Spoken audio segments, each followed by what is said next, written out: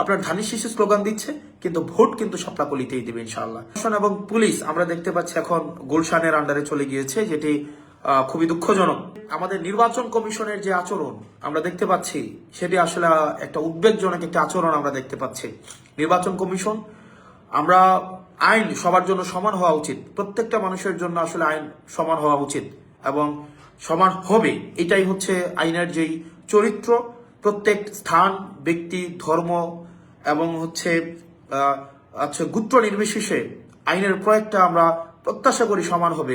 অথচ আমরা দেখতে পাচ্ছি যে নির্বাচন কমিশন ব্যক্তি বিশেষে আইনের ভিন্ন প্রয়োগ ঘটাচ্ছেন।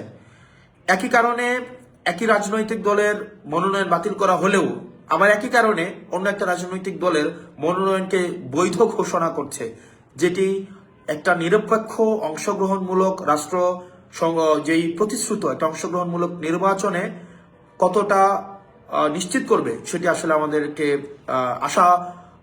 আমাদেরকে নিরাশ করে। আমরা নির্বাচন কমিশনকে আসলে আমরা দেখতে পাচ্ছি না। আমরা নির্বাচন কমিশনের আন্ডারে প্রশাসন থাকার কথা ছিল, নির্বাচন কমিশন আন্ডারে পুলিশ থাকার কথা ছিল। আইরনিক্যালি এই প্রশাসন এবং পুলিশ আমরা দেখতে পাচ্ছি এখন গুলশানের আন্ডারে চলে গিয়েছে, যেটি খুবই দুঃখজনক। আপনারা অনেকেই হয়তো আমার প্রতি ক্ষুব্ধ হতে পারেন, এটাই বাস্তবতা। এবং আমরা যে একটা লব সাইডের একটা প্রশাসন দেখতে পাচ্ছি এবং পুলিশ দেখতে পাচ্ছি, তারা কতটা রাষ্ট্র প্রতিশ্রুত একটা অংশগ্রহণমূলক একটা নির্বাচন করতে পারে, সেটি নিয়ে আমাদের আসলে ভাবার সময় এসছে।